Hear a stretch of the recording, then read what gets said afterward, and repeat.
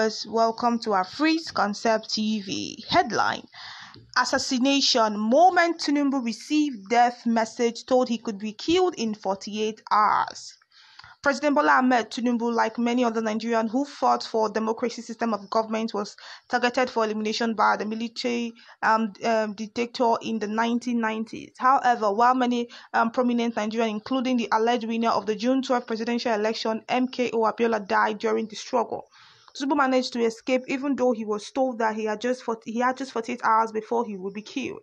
The news reported that Tinubu, who is now Nigerian president, revealed how he received the death message when General Assãssïñãtïøñ military regime was after his life. According to the report, Tinubu, during an interview with the news in 2012, said his life was in danger when the killer working for Abacha located his hideout in Benin Republic, stressing that the British High Commission came to his rescue. He said the British High Commission got proper information through the Consular General that my wife was in danger. He stamped a visa on a sheet of paper and did a letter authorizing the airline to pick me up from Benin Republic to any port of entry in Britain. He added, I don't know how they got to me. A lady just walked up to me and handed me an envelope. She said I had been granted entry into the United Kingdom. She said I could be killed if I failed to leave in the next 48 hours. It was air freight that took me from Benin Republic to London. Speaking further, he said that he landed in Britain. He couldn't stay there before he managed to get back to Benin Republic to continue the struggle. Meanwhile, my wife was still in the United States. I landed in Britain and walked my way back to Benin Republic. I picked up my passport from somewhere. I went to Africa country, and through their connection, they gave me a diplomatic passport as a cultural ambassador. Tinubu stated, according to his interview granted the news in 2012. Alright viewers, you have listened to today's news. Well, this report is actually trying to take us back to history, trying to take us back to how Tinubu's life was being threatened in the 1990s. You know, it is not easy to be a politician. It is not easy to wake up one morning and say, I want to become a politician. It will require a lot of things from you. So you need to get ready that if you want to become a politician, you need to get yourself prepared with get your mind, your emotions, everything prepared that you want to become a politician. So Tinubu is not sharing stories of how they threatened him during the 1990s. Okay, he says, however, while prominent Nigeria, including the alleged winner of the June 12 presidential election, MKO Abiola, died.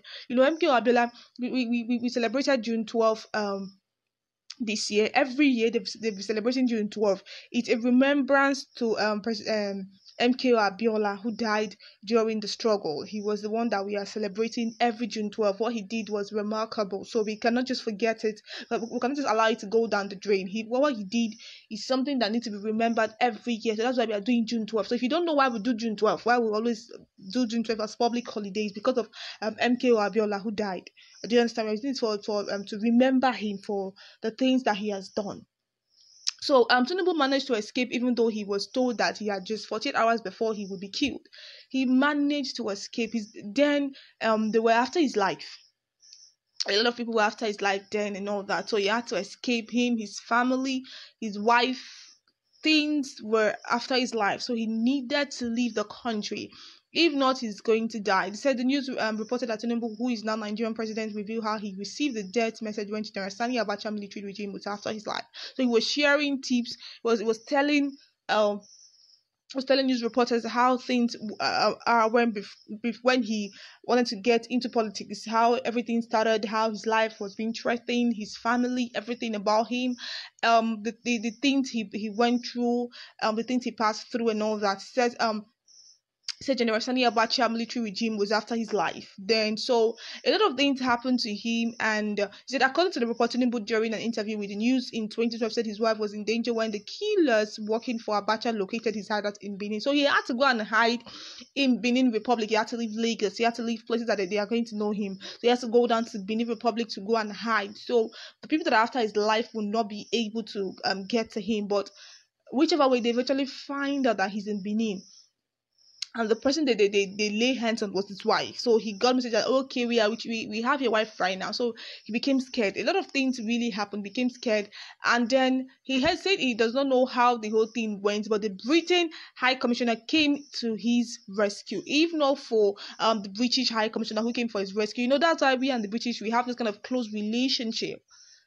If you look at it, we and this Brit, we have close relations. There were people that came in to rescue Tinubu. Okay, he said the British High Commissioner got proper information through the Consular General that my wife was in danger. He stamped a visa on the sheet of paper and did a letter authorizing the airline to pick me up from Britain Republic to any port of entry in Britain. They came to pick him up. They wanted him to just leave Nigeria, so they will not kill him, kill his wife nor his family members. So they had to come down to Nigeria. So they sent him his passport and all that, and tell the airline to pick him up and drop him in any republic, in any port in Britain, as long as he needs to leave Nigeria, because of his life and life of his family were at stake. So he was really, really in the big shit then. This thing happened in the 1990s in terms of Sani Abacha, MK Abdul. That's when this whole thing happened. So though then he was actually fighting for democracy, a lot of things, and people were after his life, most especially Sani Abacha. So everything was really, really going bad for him, and the Britain people came in to rescue him. So this thing is something that we need to learn from. Even if that's why we tell people to build relationship with people, build relationship and you pray. Imagine that these Britain people did not came through for him during when he needed their help. He would have been dead by now. You understand? He would have been dead, but because I believe he has built relationship with these Britain people, and his record with them they might have seen his record, like, okay, this one's a great man, let's allow this man, let's save him. So they went to save him, because if he had no great record with the Britain, they wouldn't have bothered sending him passport, telling him to leave Nigeria with his family. Do you understand what I'm trying to say? So let's try to build relationship. Relationship is very, very important. You don't know when it's going to come through for you to save you. Do you get? Imagine that these people did not come out to save him. He would have been dead. So now he's sharing his experience, how life has what has happened to him during Abacha's tenure, and I feel like he's trying to tell people that no matter what you guys are trying to do, they plan to kill me within 48 hours. Then in the 1990s, by the warlord Abacha, the military regime tenure. So you people trying to do anything won't work. I think he's trying to tell people that are trying to maybe to plan anything against him, because right now people are thinking a lot of things.